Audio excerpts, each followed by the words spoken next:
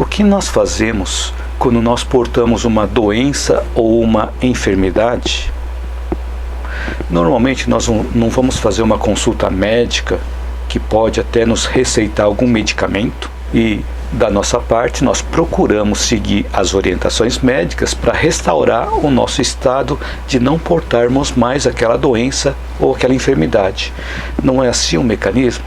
Então, diante de uma doença ou enfermidade, buscamos um médico, ele nos receita um medicamento, aí a gente segue essas orientações para recuperarmos o nosso estado de não portarmos mais uma doença ou uma enfermidade.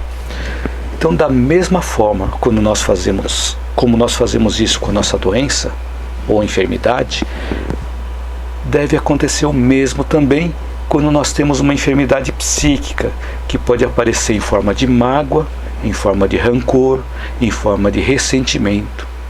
Ou seja, nós devemos buscar por um remédio adequado para essas situações. Só que esse remédio adequado para essas situações de mágoa, rancor, ressentimento, nós não conseguimos comprar em drogarias. Esse remédio que atua em favor do nosso restabelecimento desses tipos de enfermidade, ele tem um nome, ele é chamado de perdão.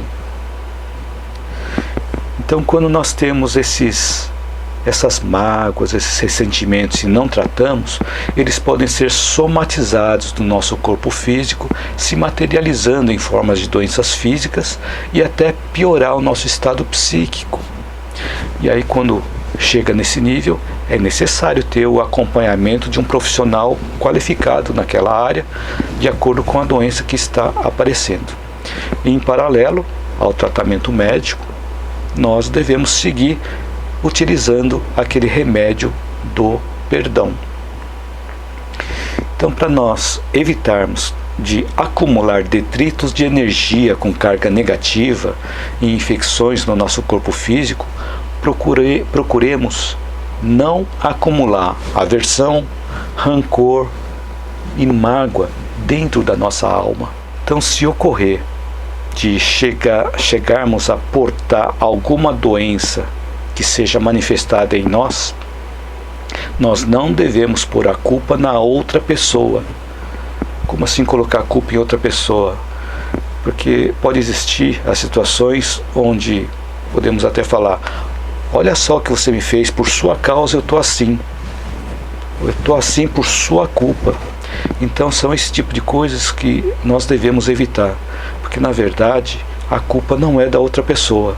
Lembremos que nós somos responsáveis por tudo o que acontece conosco. E sabendo disso, também não devemos nos culpar pelo que acontece conosco. Então, se não podemos culpar os outros e não podemos culpar a nós mesmos, como lidar com a situação?